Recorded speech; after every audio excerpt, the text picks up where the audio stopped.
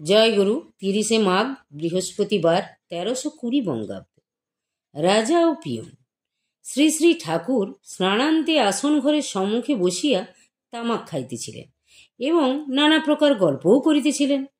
প্রসঙ্গক্রমে ঠাকুর বলিতে লাগিলেন, একটি পিয়ন কোনো স্থানে যাইবার সময় খুদ পিপাসায় কাতর হইয়া একটি বৃক্ষতলে বসিয়া পোড়া রুটি দ্বারা উদরজ্বালা কথঞ্চিত নিবারণ করিল। এমন সময় একজন রাজা পালকিতে ওই স্থান দিয়া কোথাও যাইতেছিল। পিয়নের অদূরে একটি বৃক্ষের নিচে রাজার পালকি নামানো মাত্রই পরিচারক এবং পরিচারিকাগণ রাজাকে কেহ বাতাস করিতে লাগিল, কেহ হাত পা টিপিতে লাগিল, কেহ সুস্নিগ্ধ সুপেয় পানীয়, কেহ নানা প্রকার উপাদেয় সুস্বাদু খাবার আনিয়া ধরিল। পিয়ন রাজার এই প্রকার সুখৈশ্বর্য দর্শন করিয়া আক্ষেপ করিয়া বলিতে লাগিল, হা ভগবান, আমি সারা জীবন পিয়নি করিয়া অতি কষ্টে জীবিকা নির্বাহ করিয়া আসিতেছি। এই দারুণ গরমের মধ্যে ক্লিষ্ট হইয়া পোড়া রুটি দ্বারাও পোড়া উদরটা ভরিতে পারিলাম না।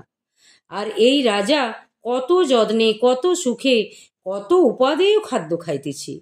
হা ভগবান, এই রাজাই বা এমন কি পুণ্যের কাজ করিয়াছে যে এত সুখ ভোগ করিতেছে, আর আমি বা এমন কি অপরাধ করিয়াছি যে এত কষ্ট ভোগ করিতেছি।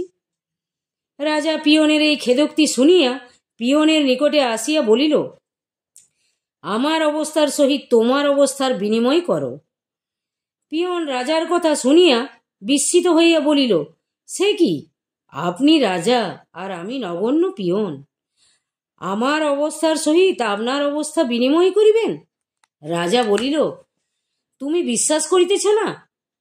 আমি সত্য বলিতেছি, তোমার অবস্থার সহিত আমার অবস্থা বিনিময় করিব। রাজা তাহার রাজ পোশাক খুলিয়া বলিল, এই দেখো আমার অবস্থা, আমি পঙ্গু, আমি চলিতে পারি না, আমি পরাধীন, আমাকে কোনো স্থানে যাইতে হইলে লোকের কাঁধে উঠিয়া যাইতে হয়। এখন দেখো দেখি, আমার অবস্থা ভালো না তোমার অবস্থা ভালো? তুমি স্বাধীনভাবে যেখানে ইচ্ছা সেখানে যাইতে পারো, পরের মুখাপেক্ষী হইতে হয় না, তোমার দেহও সবল এবং সুস্থ। এখন আমার অবস্থা বুঝিলে তো?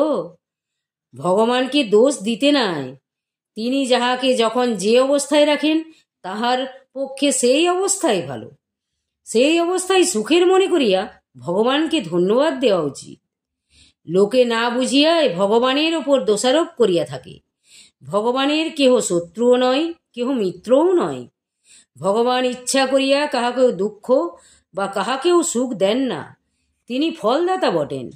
যাহার যেরূপ কর্ম তাহাকে সেই রূপ ফল দিয়া থাকেন। ভগবান সর্বজ্ঞ সর্বশক্তিমান, তিনি সবই করিতে পারেন, কিন্তু বিশেষ স্থল ভিন্ন তিনি তাহা করেন না। করিলে তাহার জগতের নিয়ম শৃঙ্খলা থাকে না। আজ এই পর্যন্তই। জয়গুরু। আপনারা সকলে ভালো থাকবেন, সুস্থ থাকবেন এবং চ্যানেলটিকে সাবস্ক্রাইব করে আমার সাথে থাকবেন। জয়গুরু, জয়গুরু।